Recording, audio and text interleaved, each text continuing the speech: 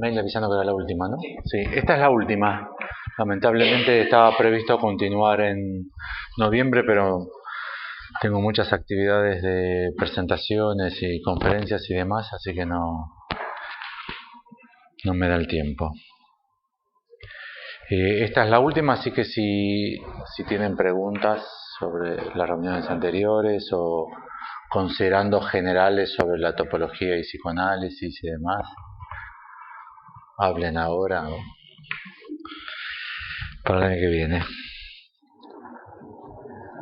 Bueno, como les había presentado la vez pasada, incluso algo que yo no había observado en mis 30 años de lectura sobre estos temas, es falso que Lacan comience con la topología en Seminario 9, arranca directamente con función y campo, y no solamente que la topología arranca con función y campo, sino que Lacan ya presenta la distinción fundamental entre la estructura topológica y la presentación espacial de la superficie. Por eso dice lo que en la topología combinatoria es un anillo, lo que visualmente se presentaría como un toro. Con lo cual ya tiene la diferencia radical de la topología, y es la diferencia en la existencia de las superficies en su ámbito específico, que es bidimensional, o algunas de ellas, como es el caso del toro, en su presentación tridimensional. Y justamente se acuerdan que la vez pasada yo les decía que la designación de toro para esta superficie tenía que ver con cierta semejanza con una hogaza de pan que se conocía como torus, y que justamente Lacan dice que no se está refiriendo a eso, se está refiriendo al anillo combinatorio de la topología, que en el espacio tridimensional es visible como un toro. O sea, ya tiene la diferencia que nos indica su conocimiento específico de la disciplina en sus dimensiones fundamentales. Pregunto algo que sea obvio, pero esto del 3D o el 2D, en cuanto a esa espacialidad, digamos, que vos nombrás, ¿no? Uno lo lee, uno se imagina, uno está inmerso en el 2D o en el 3D. Es una pregunta de cómo se entiende. La palabra inmersión es una palabra, es un concepto estricto de la topología. Nosotros lo vamos a utilizar en tu pregunta como si fuese coloquial, no como si fuese un concepto de la topología. Nosotros estamos inmersos simultáneamente en varias estructuras espaciales distintas, según a qué ámbito de nuestra vida nos estemos refiriendo y según qué concepción tengamos. Por ejemplo, en la modernidad y desde hace ya varios siglos, todos suponemos en Occidente, o sea, la cultura expandida a partir del centro de Europa hacia el resto del mundo, que vivimos dentro de nuestro cuerpo biológico. Muerto el cuerpo biológico, morimos nosotros. Ha habido un cuerpo biológico, surgen las condiciones de posibilidad de advenimiento de una persona o un sujeto. Esa concepción dentro de un cuerpo biológico, y la piel pasaría a ser el límite entre lo externo y lo interno, nos da la idea de estar inmersos en el cuerpo biológico, y sin darnos cuenta es una concepción de nuestra existencia tridimensional. Otras comunidades, otras culturas, en otras épocas e incluso en la actualidad, viven en un espacio concebido como sin ese límite, con lo cual, sin pensarlo tampoco, existen como superficies, y la estructura de la vida, las condiciones de la vida, el sentido de la vida, el amor, el deseo, cambia fundamentalmente por ese otro modo de existencia. Como para nuestra sociedad es indiscutible que vivimos dentro de un cuerpo biológico para colmo es un cuerpo biológico concebido según la física de Newton, no concebido como la física moderna.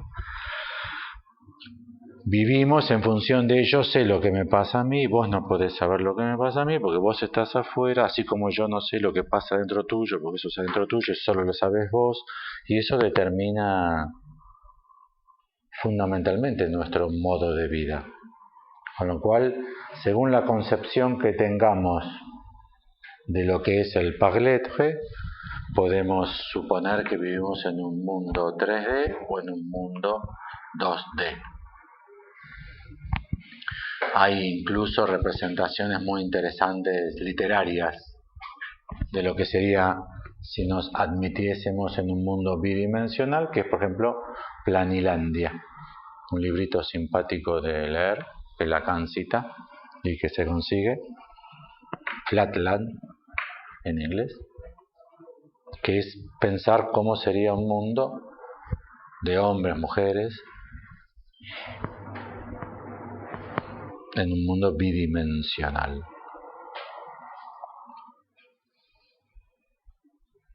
La dificultad para admitirlo es que la potencia de la física que nos hace pensar en un mundo donde todos somos como esferas de billar chocando como en una mesa de billar, o sea, todos somos objetos tridimensionales, que internamente tenemos un alma, un homúnculo, un sujeto, un aparato psíquico, los distintos nombres, es que está avalado por una física, la de Newton, que se demuestra absolutamente eficaz para el planteo de nuestros movimientos como cuerpos biológicos sobre el planeta Tierra, con lo cual es muy difícil cuestionar.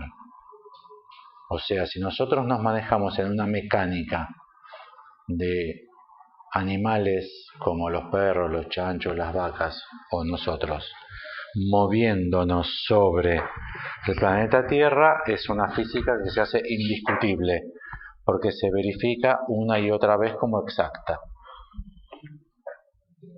La ciencia ya hace más de 100 años ha descartado tanto ese modelo para los espacios infinitamente pequeños, los espacios atómicos, como para las dimensiones propias a galaxias o distancias entre estrellas o la distancia de la Tierra al Sol.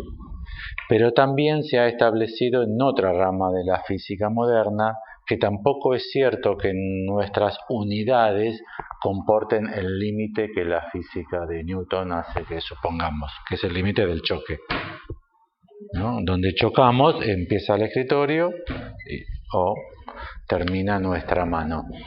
Esa es una falsedad de nuestra percepción. No es cierto que sea así para casi todos los fenómenos significativos de la vida.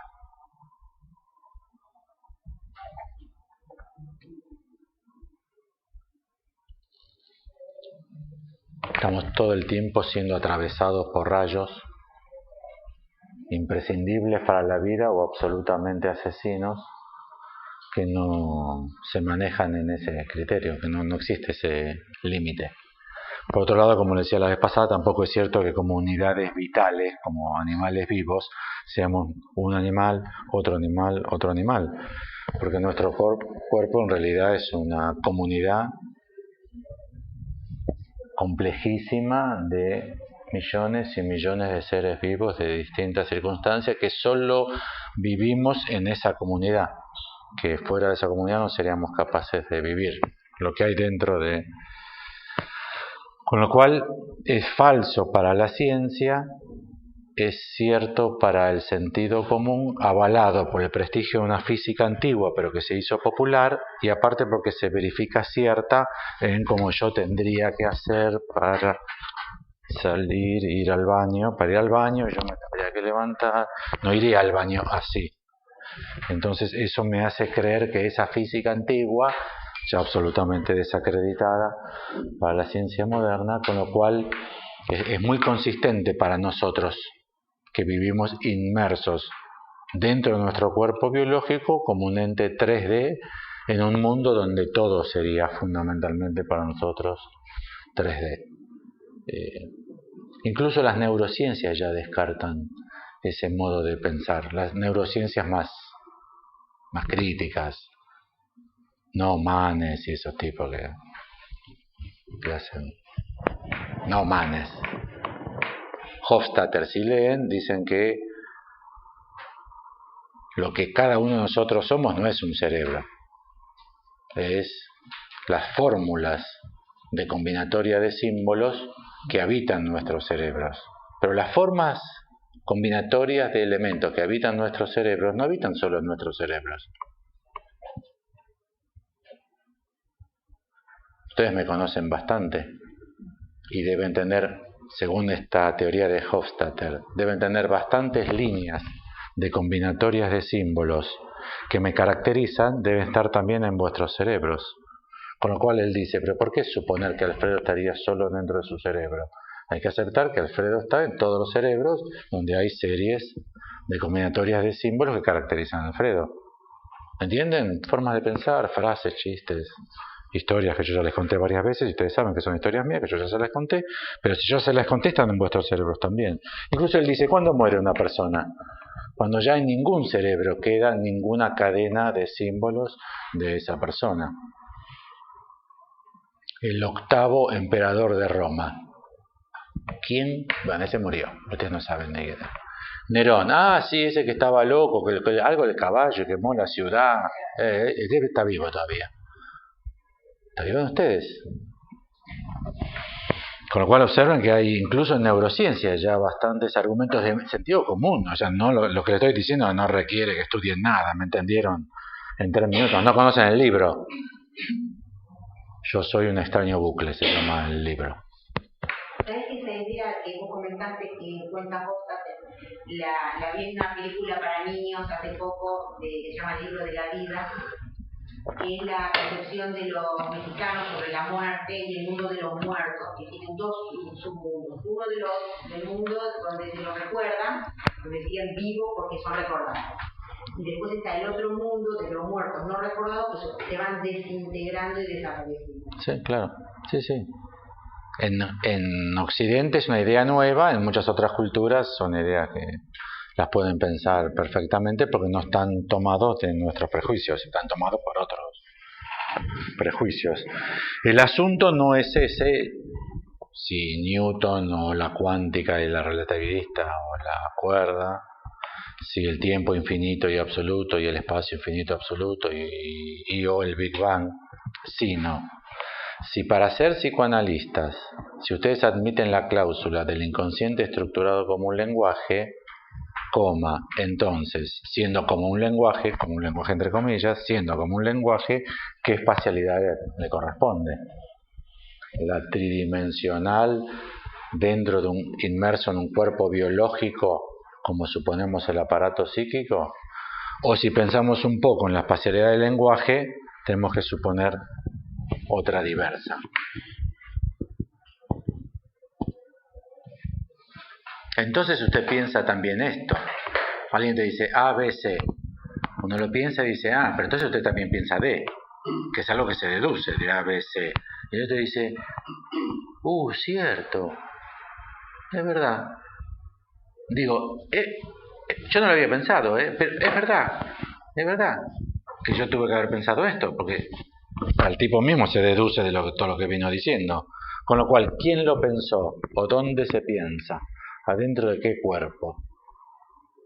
Digo, por la interpretación que se demuestra verídica y que para el paciente resulta sorpresiva. Sí, claro. ¿Cómo lo supo? La única dificultad que yo encuentro para atender familiares entre sí, padres e hijos, esposas, es que uno pierde ese efecto. Porque la persona supone que el otro lo dijo. Claro, que no es que uno lo interpreta, sino que es un chisme que le dijo el otro. Es una dificultad enorme en la práctica cuando uno tiene parejas, marido y mujer, novia y novio, padre e hijo, hija, madre. Es que uno pierde esa dimensión porque el otro supone, tomado el prejuicio de que los pensamientos son míos y vos no podés saber lo que yo pienso si yo no te lo conté, que el otro se lo contó, si no, ¿cómo podrías saber? Con lo cual no se habilita la transferencia. Sigue resultando, alguien te lo dijo porque yo no te lo dije, si vos lo sabés, alguien te lo dijo.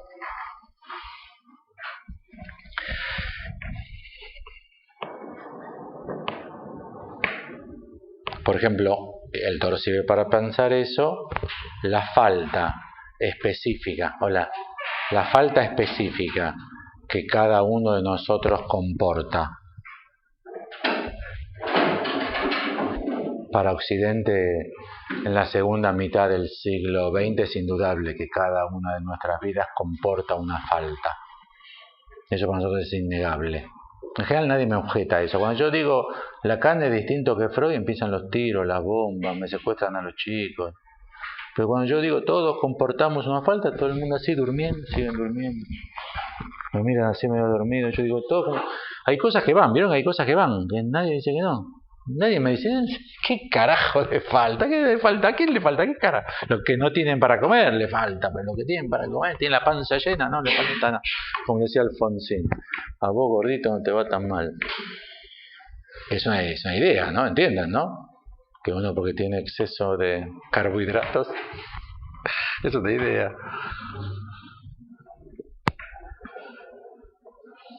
Esa falta, ¿es interna a mí o externa? Si ustedes quieren, para decírselos a la psicoanalítica que a ustedes les gustan, es el idioma que ustedes sacan, la castración. ¿Es interna o externa? Más aún, si fuese particular para ustedes, que la castración de él no es lo mismo que la castración de ella, que yo estoy convencido que ustedes piensan así, no sé por qué lo piensan así, yo estoy seguro que ustedes piensan que la castración de él no es lo mismo que la castración de ella, que cada uno tiene su castración. ¿Por qué no qué? Por eso, son todos prejuicios. A ustedes nadie se lo demostró eso, ni lo pensaron siquiera, son prejuicios. Ahora, admitiendo ese prejuicio, que cada uno tiene su propia falta, su propia castración, que es más o menos lo mismo decir que cada uno tiene su propio deseo insatisfecho, porque lo que le falta a él como deseo no te falta a vos como deseo, es otra cosa. Eso es interno a cada uno o es externo, o algo más interesante todavía, y es que no le corresponde las categorías de interno ni externo, sino que hay que pensarlo con otra espacialidad. Para eso nos va a servir mucho pensar en Toro.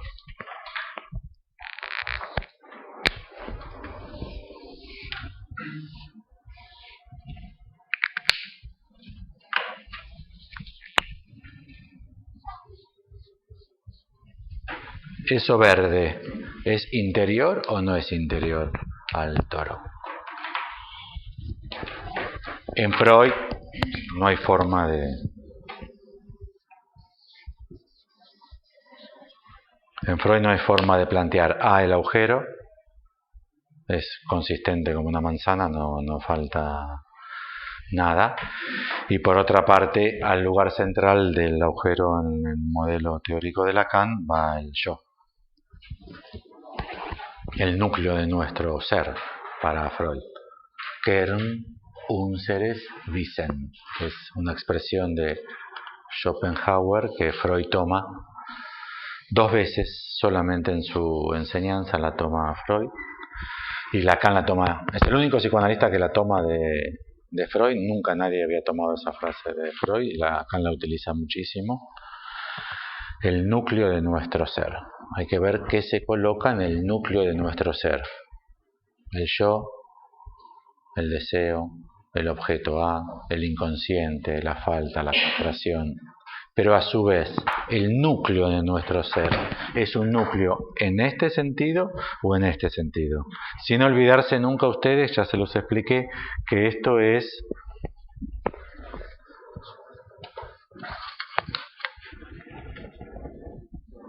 esto, que Freud lo corta por la mitad y les muestra cómo es del lado de adentro.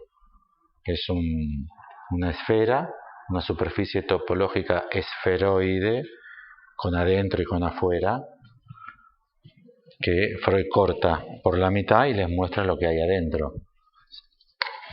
Porque si no, esto parece un toro agujereado, pero esto parece una superficie plana, y es una representación plana de una semiesfera. Bueno, entonces,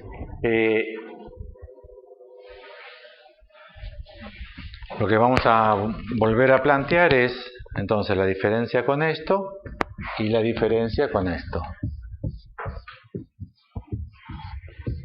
¿Por qué? Porque vamos a plantear al toro como lo construido a partir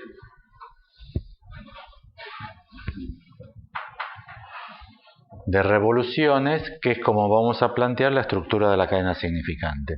En Freud la cadena significante se caracteriza por un elemento asociado a otro elemento, asociado a otro elemento. Hizo palitos, podría haber hecho un puntito asociado a otro elemento, asociado a otro elemento, y así hubiésemos visualizado mejor que es la misma teoría que la de Ferdinand de Saussure. La segunda propiedad del significante de ser lineal y unidireccional. Esto avanza solo de izquierda a derecha en nuestra convención de escritura. Quiere decir que la altura de los palitos no dice nada. Y se verifica que la altura de los palitos no dice nada, porque si hubiese un palito muchísimo más cortito, que Freud nunca lo hizo, no significaría nada. La altura de los palitos no significa nada, es insignificante, con lo cual es unidimensional. En la teoría de Lacan se sustituye eso por una escritura así, que implica el círculo o el bucle, que implica la bidimensionalidad. El toro sería, en la teoría de Lacan, lo que se produciría a partir del encadenamiento de los bucles. Salvo que ustedes lo tienen que pensar como infinitamente próximos, como si yo lo cerrase matemáticamente, no mecánicamente. Si yo agarro el alambre, lo enrosco y lo aprieto, no, sería infinitamente próximo, o sea, es una relación matemática. Este modelo produce entonces la subversión de estos dos modelos. Este porque supone la cadena significante lineal y unidireccional, cuando Lacan propone el bucle significante, que es bidireccional, de izquierda a derecha y derecha a izquierda, y bidimensional, en dos dimensiones. No se puede escribir el bucle en una. Y a su vez porque representa, si fuese algo equivalente a esto, lo representa con un agujero. Y a mí me parece que no es casual que el agujero caiga donde Freud localiza el yo.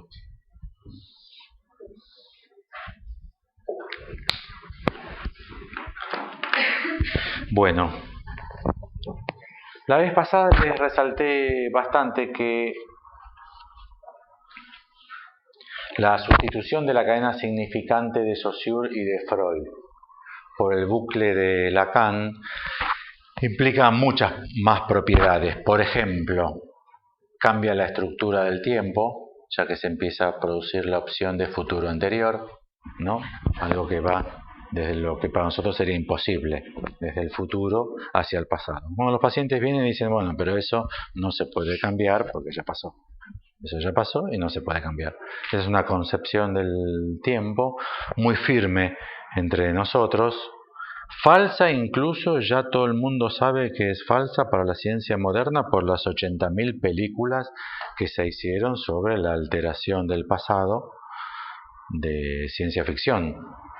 Y siempre que vienen los temas por ciencia ficción, al poco tiempo ya son teoremas de la ciencia. Pero a su vez hay que verificarlo en la clínica. Si efectivamente es cierto que un suceso relatado por un paciente en una sesión es inalterable. Eso lo tiene que pensar muy bien. Si es inalterable o no. El dolor que me causó tal suceso de mi infancia. O la alegría que me causó. Si después de sucedido, relatado, si con una operatoria puede alterarse la sensación. No solamente la sensación actual ya no me interesa, sino, es verdad, yo no debo haber estado contento, debo haber estado súper triste, claro, y si no, porque repetí, abandoné, empecé a pillarme, a cagarme, me comía las uñas, qué alegre. Debo haber estado tremendamente triste. Mamá, ¿cómo estaba yo en la época de la primaria? Hecho mierda, querido mío. Y yo me acordaba que estaba...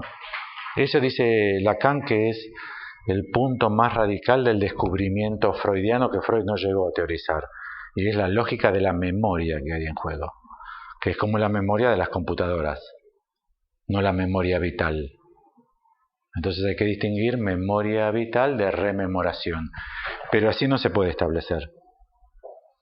Con la teoría que le dio Freud no se puede establecer esta estructura del descubrimiento freudiano. Hace falta esta.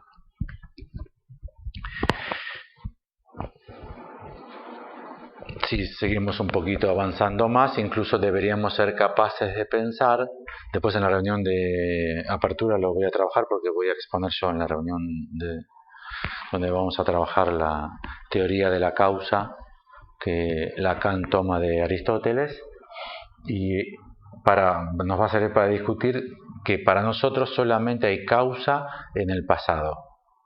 Solamente las cosas pasadas son causa de las cosas presentes. Y es una limitación del pensamiento espantosa, ya que es muy evidente. Alcanza solamente con plantearlo que hay causas incluso más importantes que vienen del futuro. Las cosas suceden de esta manera en función del futuro de estas cosas, no del pasado.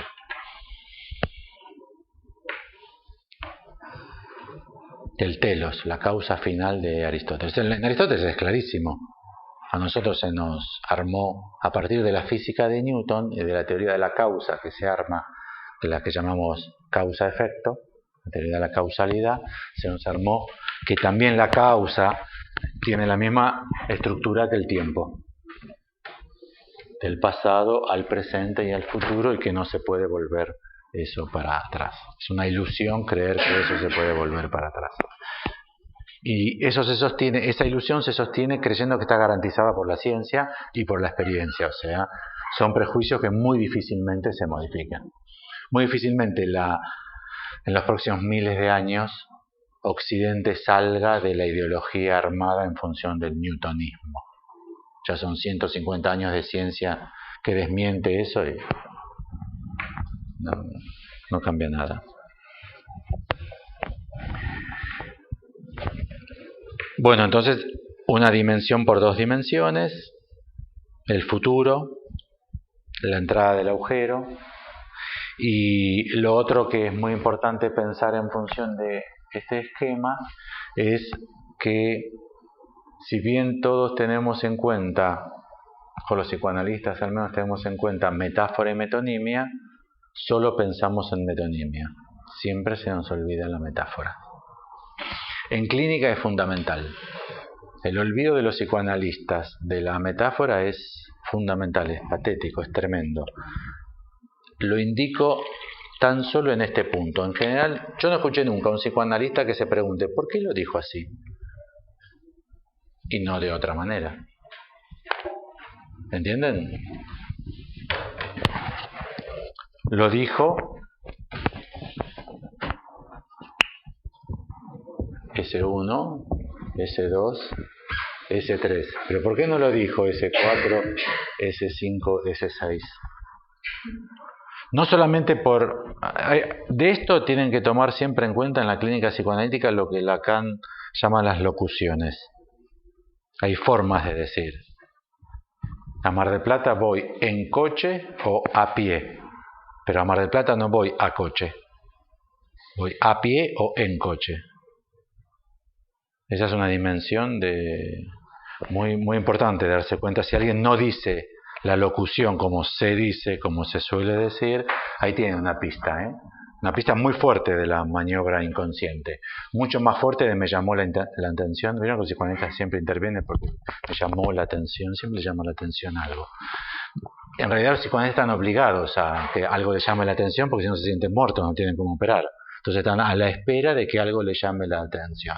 Me llamó la atención cómo vino vestida, me llamó la atención cómo saludó, que me dio la mano muy fuerte, muy débil, se me daba la manito así, me llamó mucho la atención. Pero eso en relación a qué?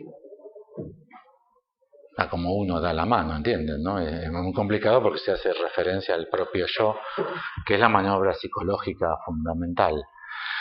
Pero hay una maniobra más escondida, y es por qué dijo esa palabra para decir lo que quería decir y no dijo otra. Que les propongo pensar en la sustitución metafórica. Lo que nunca se piensa es en la sustitución metafórica. Hay una consecuencia clínica muy importante al no pensar en la sustitución metafórica, y es que la combinación metonímica, que es lo que siempre se toma en cuenta, por eso Lacan dice que a nosotros nos rige el discurso amo, porque está la parte de arriba del discurso amo.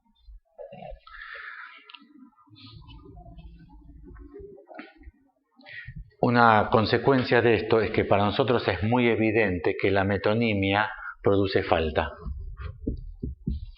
La falta en ser que introduce la metonimia, que se puede presentar muy claramente con los puntos suspensivos. De hecho, muchísimos psicoanalistas, y especialmente los lacanianos, no sé por qué, me sorprende siempre muchísimo, quien más lo sostiene explícitamente es Colette Soler. Propone que la dirección de la cura es que los pacientes sigan hablando, que se sigan moviendo como el burro detrás de la zanahoria, porque suponen siempre la falta de lo imposible de decir del goce, entonces hay que seguir hablando para... ¿Se entiende la idea? Pero esto produce siempre una filosofía pesimista. Siempre se está en el mundo de la falta. Si se pensase más en la sustitución, o se articulase metonimia con metáfora, advendría la dimensión que Lacan llama la chispa creadora de la metáfora. Y está siempre muy poco vista la chispa creadora. Primero porque vivimos en una muy fuerte ideología pesimista, lo que se llama en los últimos 50 años la caída o la muerte de las utopías. ¿Qué significa decir que estamos todos convencidos que todo es una mierda, seguirá siendo una mierda y nada nos sacará de la mierda que es el mundo de mierda donde la gente se mata, hay violaciones, y se acaba el petróleo, el calentamiento, y todo es una mierda? El fin de las utopías. Eso se consolidó tremendamente después de la caída del muro de Berlín. Entonces ya ni siquiera se puede suponer la existencia del comunismo. Y si no se puede suponer la existencia del comunismo, lo que nos hemos quedado es que no se puede suponer la existencia de nada ya. Todo sea economía de mercado, concentración de capitales, más miseria, menos clase media. Siempre estamos en esta perspectiva. Eso es sociológico, no quisiera discutir con ustedes si sí o si no. Si el mundo es una mierda, más mierda ahora que hace 100 años.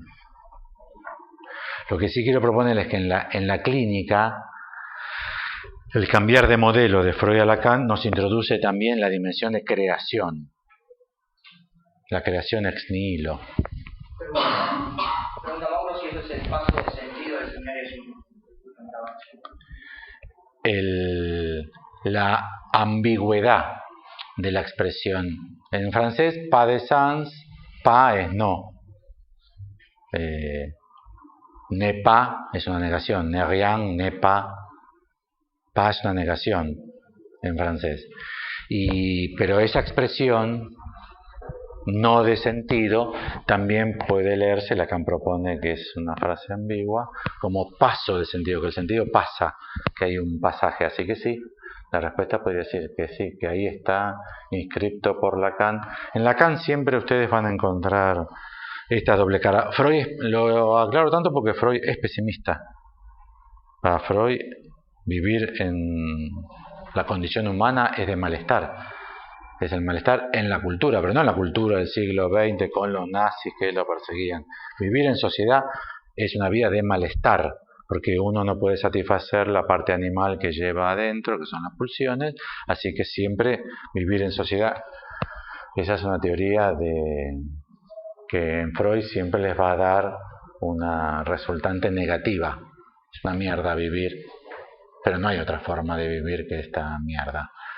Lacan rechaza el pesimismo de Freud, que Freud es reconocido como un pensador pesimista, ¿no?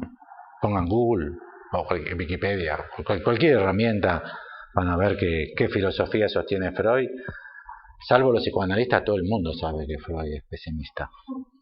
No sé estas cosas porque los psicoanalistas no las saben. Es tremendo. Hay miles de libros publicados sobre el pesimismo en la teoría de Freud. Muy fuertemente apoyado en el pesimismo de Schopenhauer. Lacan, con toda la acentuación de la función de la falta en el otro, de la mayúscula tachado, del S mayúscula tachado, no es pesimista. De hecho, si tienen un buscador, busquen y estudien la posición de Lacan. Tampoco es optimista, no es que sea optimista, pero sí se balancea si ustedes salen de la linealidad del significante y se dan cuenta que en la sustitución se produce la chispa creadora. Muy bueno para pensar problemas clínicos como yo no sé ser padre porque no tuve padre. Ese tipo de problemas. Como yo no tuve madre, no sé lo que es una madre. O sea, como no lo tengo, no lo tuve, no lo tengo ni lo voy a tener. Y se crea, no hace falta haber tenido nada. Es una ilusión discursiva.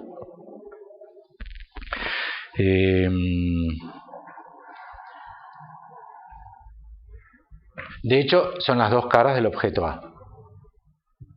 De hecho, son las dos caras del objeto A. El objeto A en su función de resto, de pérdida, que es una cara que siempre tiene, pero también tiene su función positiva.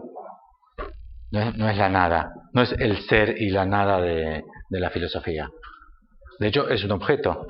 E incluso es un objeto que puede guiarnos en una muy interesante vida activa en torno a su búsqueda. Digo, es un valor, es una potencia. De hecho, Lacan lo articula a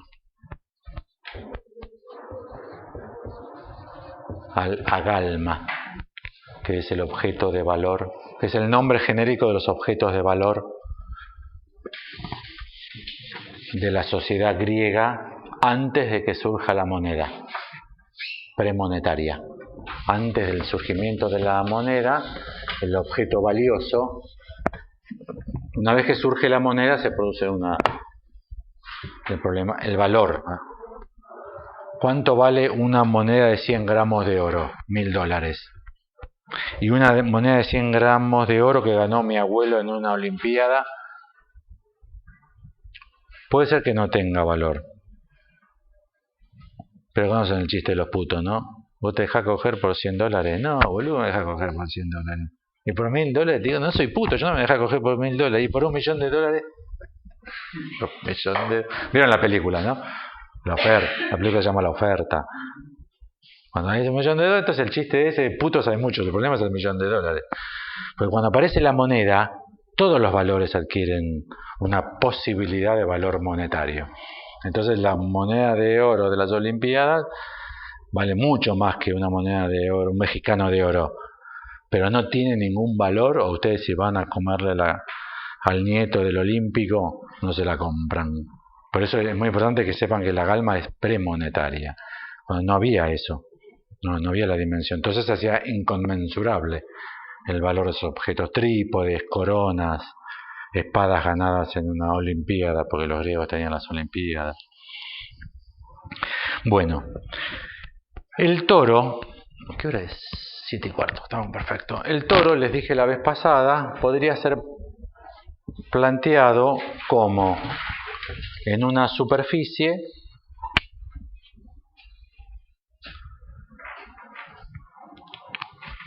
plana, se representa un círculo, se la gira 360 grados y entonces se produce un toro.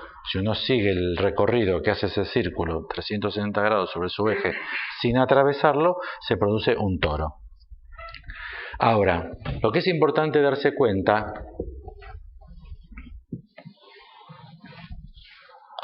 es que este es este,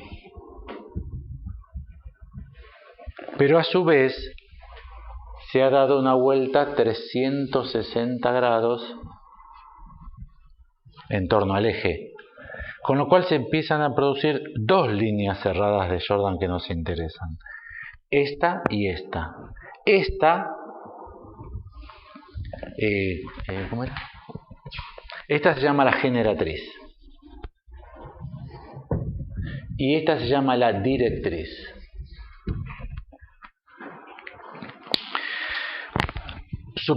Como son, les dije yo que los bucles, para concebir el armado, la constitución de un toro a partir de bucles, tenían que estar infinitamente próximos. Con lo cual, la pregunta ¿cuántos bucles hace falta para constituir un toro? La respuesta es infinitos. Con lo cual, tenemos que abandonar ese modo de pensar para poder pensar ahora otro problema. Supongamos que tuviésemos 365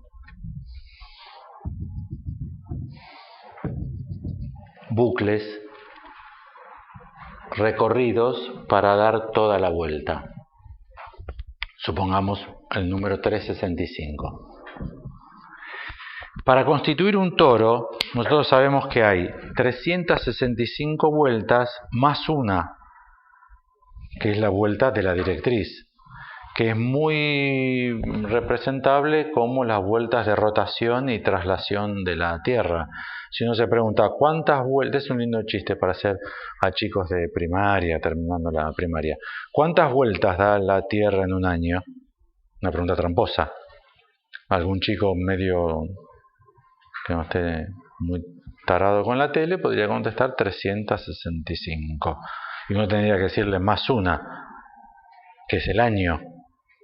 Motivo por el cual hay 4 estaciones, porque cada una de las 365, el motivo de aceptarlas es el día y la noche. ¿Cuántas duplas día y noche hay para volver al mismo clima? 365 más o menos. Más una cada 4 años. Pero a su vez, las 4 estaciones requieren de admitir que hubo una vuelta más que es en torno al Sol o la elíptica solar. Con lo cual, tengan siempre presente que este modelo requiere de las vueltas de la generatriz más una de la directriz, o que podría ser dicho, o una contada de menos.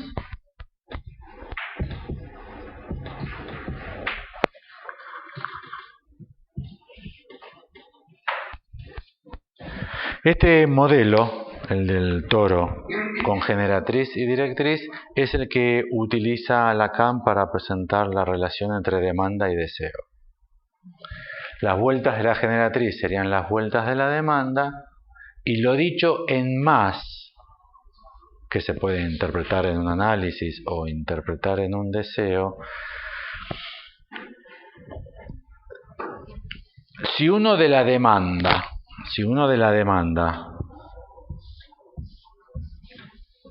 ¿no? Yo quiero X, Y. Si uno de la demanda hace una lectura lógica,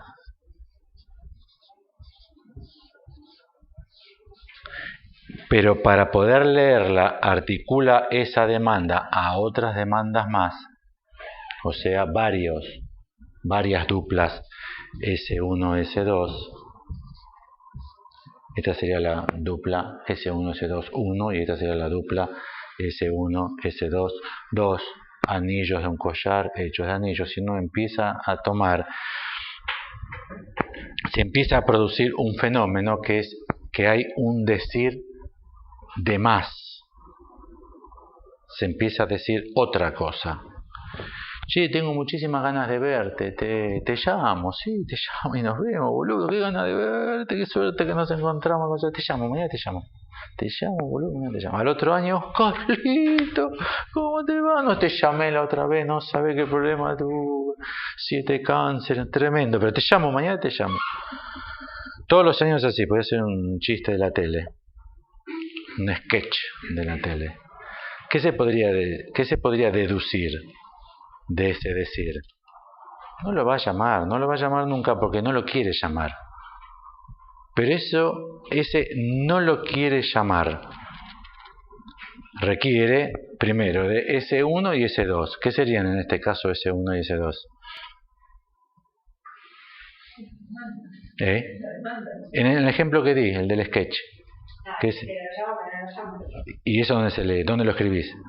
S1 voy a llamar, S2, que hay que escribirlo de alguna manera. Hipotético, supuesto. No llamó, qué raro, quizás se murió. Quizás uno dice, hijo de puta, no me quería llamar. Pero quizás uno se entera que se murió. Muy interesante para pensar. Los psicoanalistas siempre dudan mucho de sus éxitos, pero están muy convencidos de sus fracasos. Y muchas veces leen el fracaso en que el paciente no vino más. Yo siempre les digo, pero espera, se pudo haber muerto. Quizás salió, lo agarró el bondi, el 365 le pasó por arriba, lo desnucó, nunca vino la ambulancia, le chorearon al tipo todas las pertenencias, ese nene está en Chacarita. ¿Qué sabes? Se puede haber muerto, de verdad. Por eso hace falta también la repetición. Porque si no es hipotético el S2, totalmente hipotético. Ni siquiera conjetural, ¿eh? Es un supuesto que no... ¿Por qué supone que el paciente me puede venir a los 3 años? Doctor, me quedé pensando en lo que me dijo. Disculpe que no vine más. Pero tremendo, 3 años estuve dialogando con usted en función de su último que dijo, a mí cambió la vida. Yo vengo a contarle o no puede suceder. Bueno, entonces hace falta que haya ciertas repeticiones para que esto tenga cierta consistencia. Es el pasaje de hipótesis a conjetura. Ahora, lo que esto quiere decir, pero no lo dice, puede ser muy bien representado en este modelo del decir. Pero para que sea representado en este modelo de decir, se dan cuenta que la dirección de la estrategia es cerrar, no abrir. Hay una ley fundamental del psicoanálisis, yo no sé de dónde salió, que es abrir, no cierre, usted no cierre. Ustedes van a supervisar, los chicos jóvenes en el hospital eran supervisores, todo el tiempo decir, no cierren, ustedes abran. No se puede leer nada en la apertura. Si no se cierra, no hay forma de leer nada. Inclusive piénsenlo, si lo piensan linealmente, piénsenlo con el punto final de la frase. Si la frase no se cierra en un punto final, no se puede leer nada. No sé si leyeron algún libro de esos que los autores no ponen signo de puntuación. Hay uno que se llama Edén. El tipo termina internado y suicidado. Es el único libro que comenta Foucault. Que comenta en el sentido de recomendar un libro que le parece que vale la pena. Guyotat es el autor. No tiene ningún signo de puntuación. Con lo cual, ¿entienden? ¿No? Uno nunca sale de una cierta impresión de qué carajo está diciendo, porque no se puede entender ni idea siquiera de dónde está la frase, la locución. Con lo cual, hace falta cerrar. Pero no solamente hace falta cerrar el bucle, sino que hay que tener un conjunto de bucles suficientes, nadie sabe cuántos son los necesarios, un conjunto de bucles suficientes para poder cerrar en este sentido y poder interpretar la vuelta en más o no dicha. Pero la vuelta en más no dicha, entiendan que nunca puede ser dicha, porque si ustedes la interpretasen y la incorporasen a la serie de bucles, entienden que ya se produce una alteración de la estructura porque el deseo pasa a ser demanda y se articula al resto de las demandas, ¿no? Yo quiero que mi hijo sea doctor, yo quiero que mi hijo sea doctor, yo quiero que mi hijo sea doctor, pero cuando viene el CBC, no, este año no podrías ayudarnos con la fiambrería porque papá está cansado. Y el otro año, bueno, tu hermana se tiene que casar y hace falta que... Entonces siempre me dijo que quería que yo estudie medicina. A mí me parece que me dijo que no quería, pero eso que me dijo, no me lo dijo. A pesar de lo cual se puede leer. ¿Entienden? Incluso lo puede leer uno en sí mismo, siempre encuentro un pretexto. Siempre digo, mañana empiezo, ¿no? Mañana empiezo, con la dieta. Ahora que viene el veranito, mañana empiezo, ¿no? Mañana empiezo. Después de decirte 3 veces, el lunes empiezo, decir, pero yo quiero hacer dieta. ¿Qué quiero yo? ¿Entienden? He pasado a significante la idea, el lunes empiezo con la dieta, S1. comí como un chancho el mismo lunes, ese 2, esa vez no, el otro lunes lo mismo, el otro lunes lo mismo, entonces ahí viene, pero ¿qué quiero yo? Entonces se empieza a poder establecer una relación interesante entre demanda y deseo. Incluso se justifica, parcialmente al menos, por qué Lacan escribe demanda con D mayúscula y deseo con D minúscula. Porque la demanda estrictamente es significante. El deseo tiene cierta relación directa al significante, pero no puede ser pasado al significante. Siempre es un decir que está más allá del decir, lo que no quiere decir que no se puede interpretar. Ahora, para que se pueda interpretar el deseo, hace falta contar con la demanda.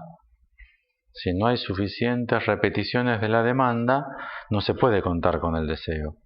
¿Entienden? No se puede deducir el deseo. Tenemos que hablar de ello, hay que hablar mucho de ello. Cuénteme, dígame, ¿quiero o no quiero?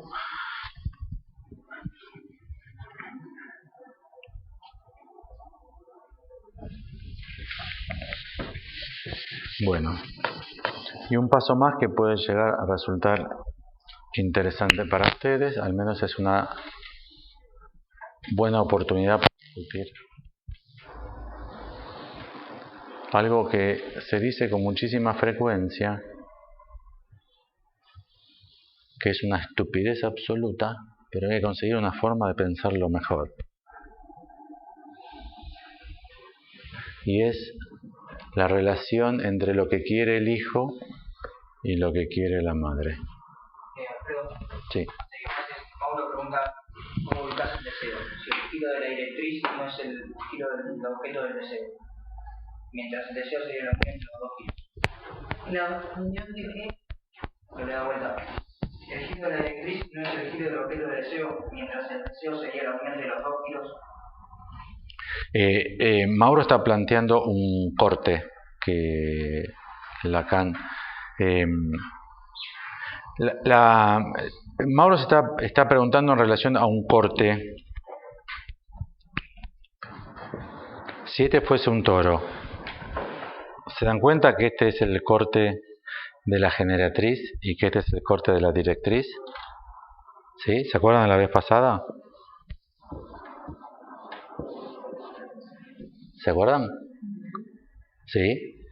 ¿Ven que represento así?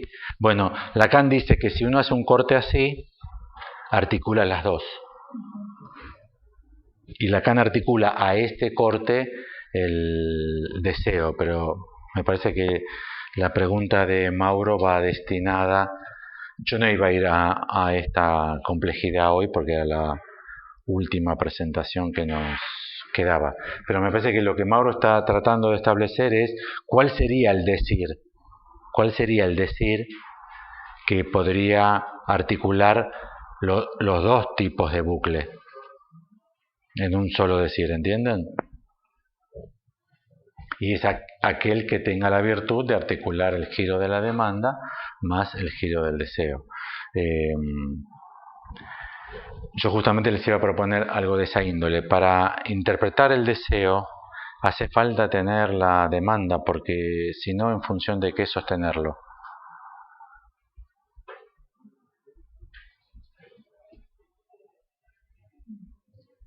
Si ustedes van a un curso de orientación vocacional, un fenómeno extraordinario, los cursos de orientación o los test o los...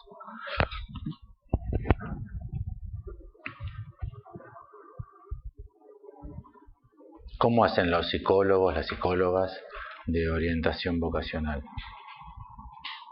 Agarran a la persona así,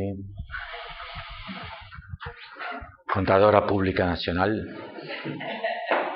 No hacen así. ¿Cómo hacen? Obtienen material. Obtienen material. Entonces siempre dicen, en función del material obtenido, test, entrevistas. Habitualmente terminan diciendo lo que el chico suponía que quería estudiar. No sé si vieron estadísticamente cómo resultan. Entonces los padres tienen que bancarse, pagarle la carrera a los chicos que no querían pagarle, que el chico quería estudiar, pero como la psicóloga le dice, me parece que ella quiere estudiar, él sí se lo tiene que pagar.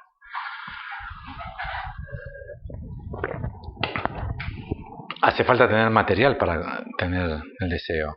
Pero incluso hace falta contar con material propio para establecer el deseo. ¿Entienden? A la pregunta ¿qué quiero? ¿Cómo respondo? Tengo que tomarme a mí mismo en observación, tomar varias secuencias de mi vida. Siempre dije que quiero viajar, pero nunca viajo. Quizá no quiero viajar. ¿Entienden? Lo que Lacan propone es entonces que hay que tomar material leído en cierta lógica, a mí me parece que es S1, S2, a partir de lo cual se puede interpretar con ese material que sería el más allá de ese material. En la pregunta de Mauro Milanacho es que en el seminario 9 Lacan lo plantea así. Y deja para la directriz al deseo mismo. Entonces lo que habría que distinguir es al deseo, que es la vuelta en más, y la interpretación del deseo. Este sería el decir que comprende la interpretación del deseo, pero que la interpretación del deseo solo se puede hacer en función de cierto material. ¿Entienden la idea, no? Solo se puede hacer como más allá de la demanda. En este modelo,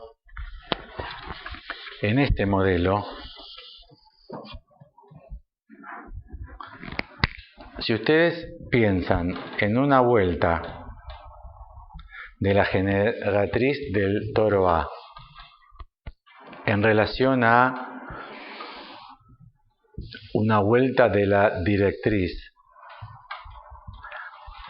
del toro B, si lo piensan así y se imaginan, por ejemplo, que este se infla hasta que el grosor de esto cubre el agujero este, se podrían llegar a dar cuenta que son coincidentes. Se podrían llegar a dar cuenta que esta vuelta, si yo trazo acá una línea, correspondería a este toro, a la generatriz. Si yo lo abrazo así, pero en realidad quiero que se imaginen que yo lo abrazo así, apretadito, esta vuelta de la generatriz coincidiría con esta de la directriz de este toro. Y viceversa. Con lo cual, en cualquier esquema sujeto otro, lo que es demanda de un lado es deseo del otro. Esto es muy importante para empezar a pensar el problema de si hay comunidad de deseos, si hay deseos comunes. Ustedes podrán decir, no, deseos comunes no hay. Sin embargo, todo el tiempo se habla de eso, relación sadomasoquista. Uno es sádico, el otro es masoquista, justo.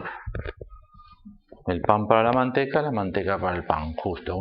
Ella es una histérica y él es un obsesivo, una pareja perfecta. ¿Miren esas cosas que se dicen? Que se dicen de estupidez total, porque ¿quién ha hecho una verificación estadística? Son cosas que se dicen como que...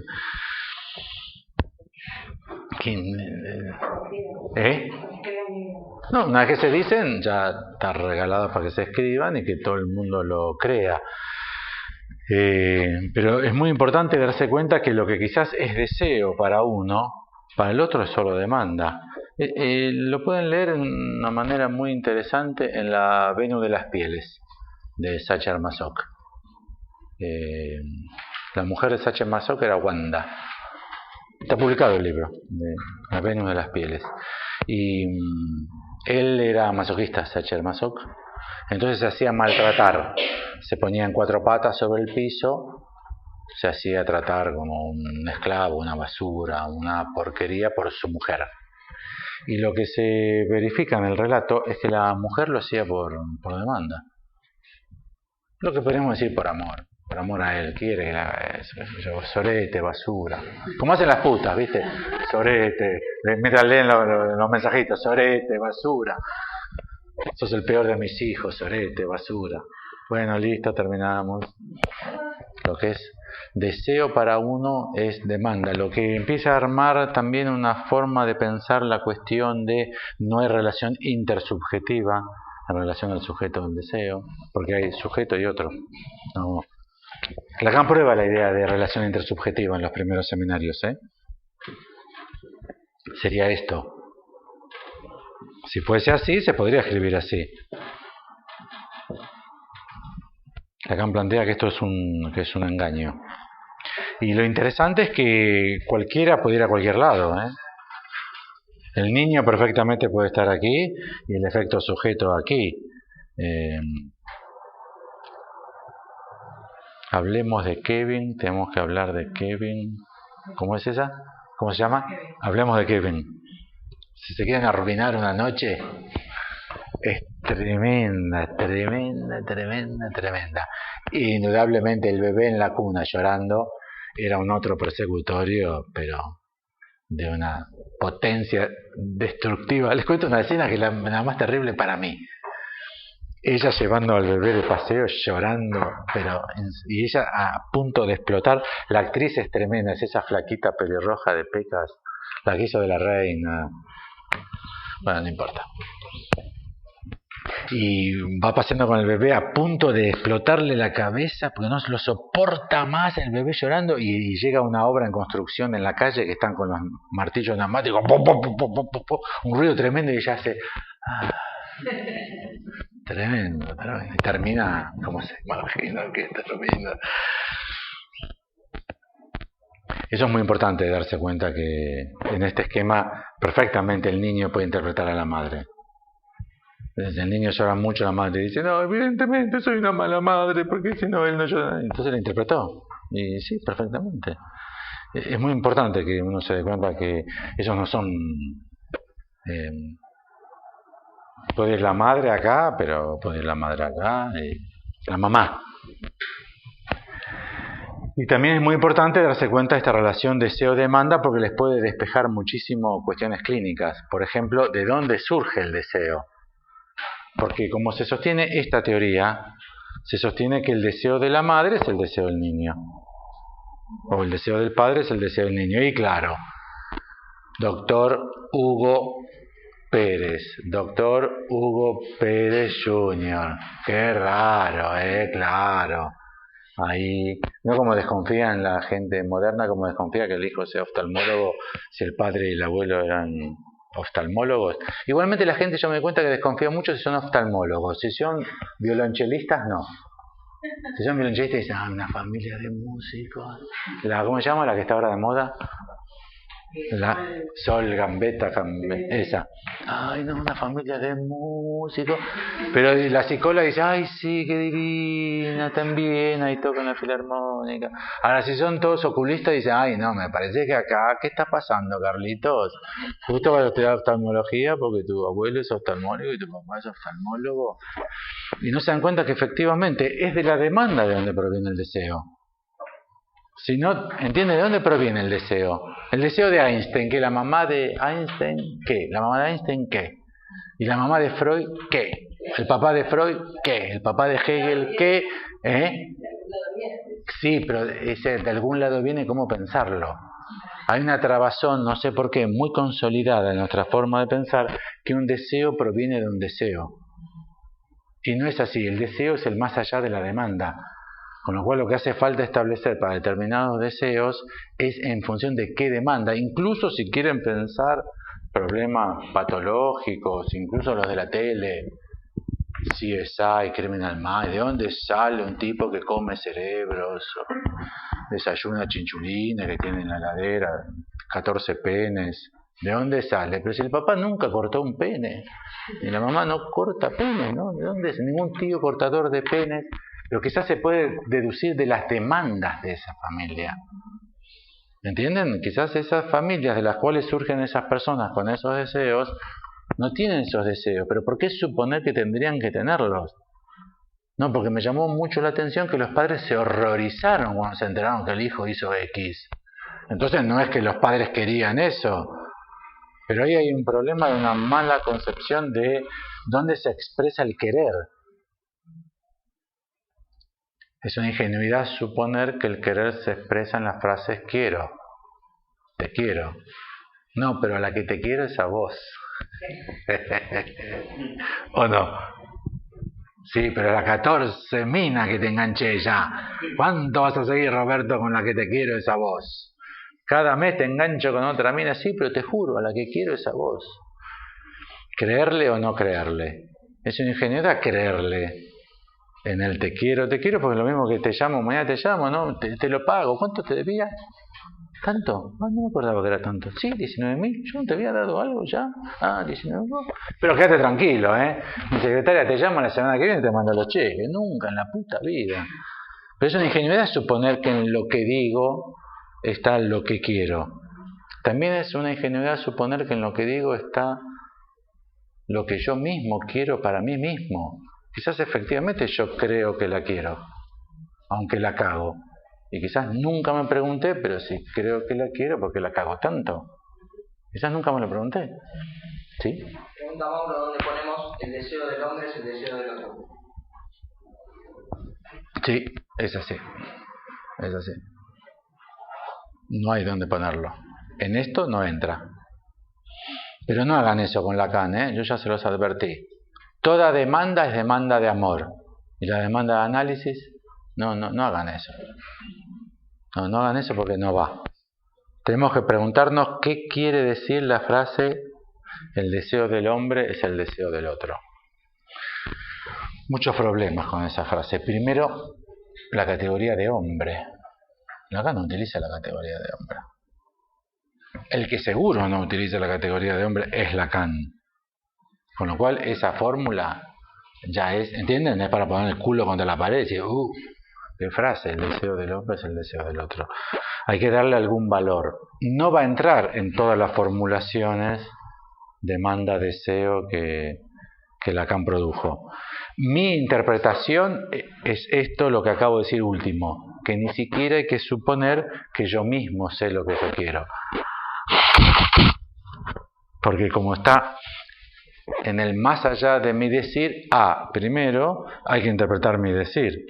O sea, hay que producir la secuencia de bucle mínima necesaria. Y segundo, articulados de tal manera que permitan leer cuál es el bucle más allá de esa serie de bucles.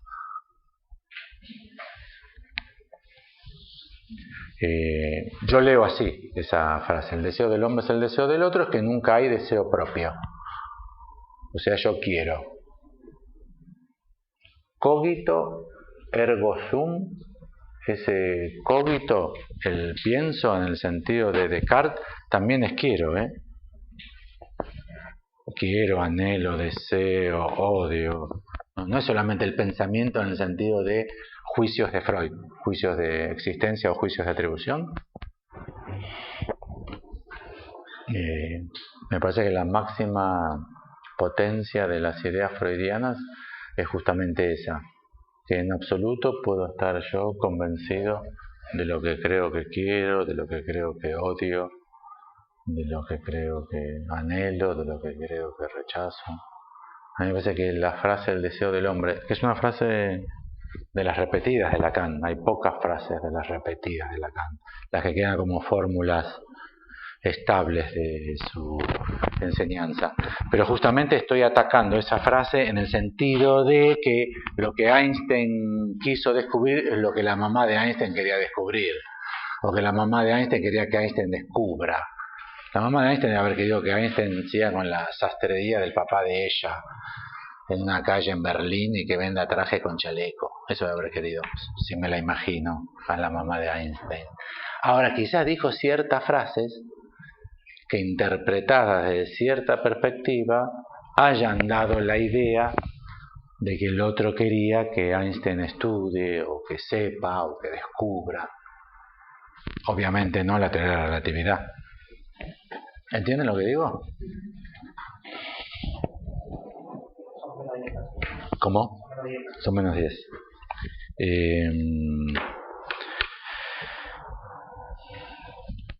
La otra potencia de la idea de dos toros abrazados, que es interesante, dos anillos abrazados, que es interesante pensarlo porque no puede dar la base para pensar la esencia de la propuesta de la cadena Borromea, porque estos son eslabones, son dos, están relacionados de cierta manera, tres relacionados de otra manera, que es la manera browniana, con doble N, producen la cadena, pero esto es una cadena de dos eslabones. Lo interesante de pensar es que se comparte el agujero. Lo interesante es que el agujero es un espacio compartido.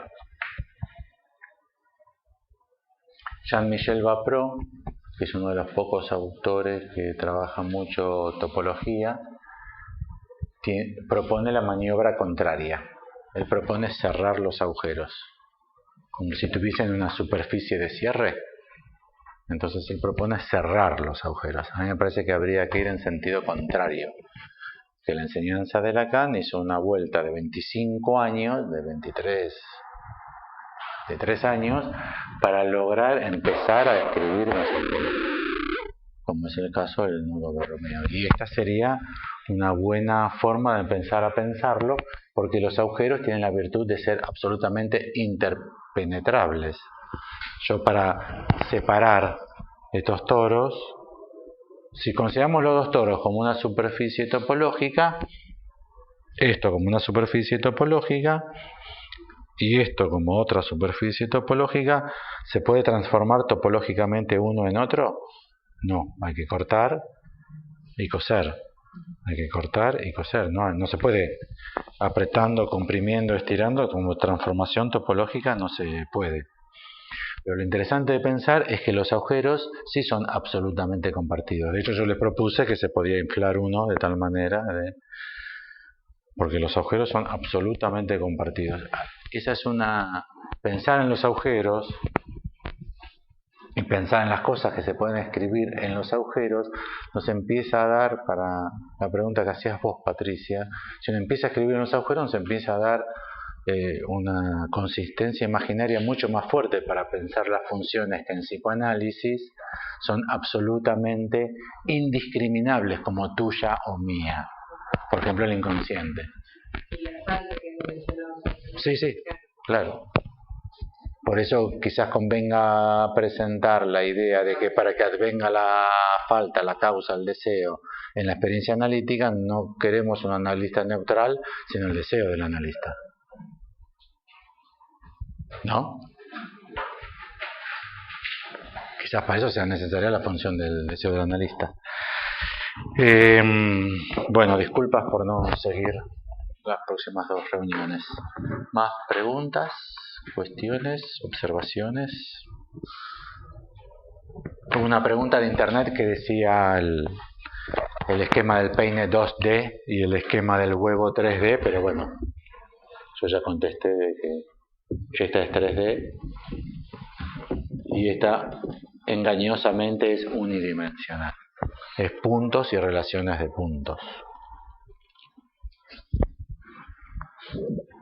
En Freud hay una ausencia absoluta de la reflexión sobre la bidimensionalidad.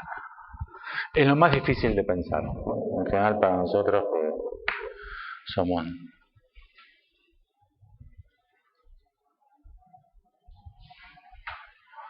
Nosotros somos del grupo mayoritario de la población universitaria de los países pobres que estudiamos carreras que no tienen matemática. En los países pobres hay un rechazo muy fuerte por la matemática. En los países ricos hay tanta inversión y tanto cultivo. No cultivan soja, cultivan matemática. Es un negocio mejor. Que el estado de situación actual es que nosotros rechazamos la matemática. La vez pasada me parece que le decía a ustedes o a otro grupo que el diagnóstico que hace Paenza es que nosotros nos jactamos de nuestro rechazo por la matemática. O sea, estamos orgullosos de no saber matemática porque nos da idea de que somos intelectuales, más, no sé qué será, más poéticos, más románticos, más espirituales, menos racionales, más del corazón, de las tripas, de los hapus, no sé. Con lo cual, si tenemos tanto rechazo por la matemática, nos resultará imposible pensar la existencia de objetos bidimensionales. ¿Pero qué espacialidad para el lenguaje? Incluso qué espacialidad para las ideas. ¿Cómo puede ser que 10 personas compartan la misma idea por primera vez en la historia de la humanidad, el mismo mes, en 10 ciudades distintas y tengan el mismo descubrimiento científico? A mí me parece que las ideas, como ondas, han permeado tanto los prejuicios que han incluso permeado varias cabezas y muchos dijeron: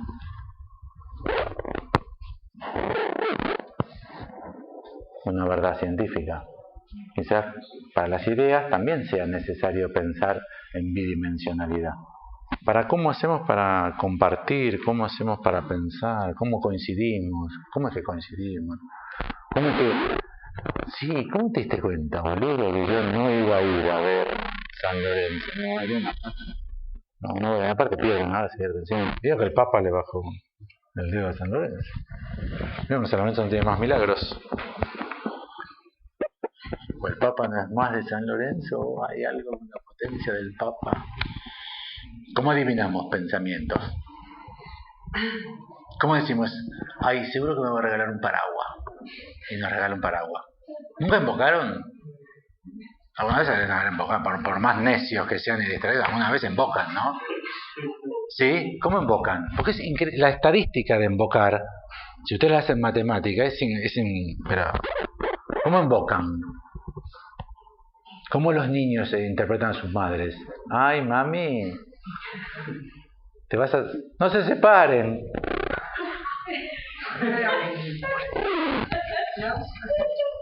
No. ¿Pasa o no pasa? ¿Cómo pasa? La pregunta es ¿cómo pasa? Ahí empiezan las explicaciones psicológicas burdas de la percepción. ¿Viste la percepción de los niños? ¿Por qué sería de los niños? ¿Por qué sería de los niños? ¿Por qué ese cantante dejó para el final esa canción y a todo el mundo le encantó? ¿Cómo puede saber el cantante que al público le iba a encantar esa canción? Para el final, una canción que él nunca presentó.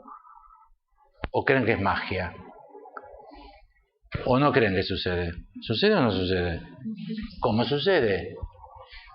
Quizás no sea cierto que yo pienso y luego yo existo. Quizás yo no pienso. ¿Qué espacialidad para eso? Es exigida que no sea unidimensional porque no funcionaría.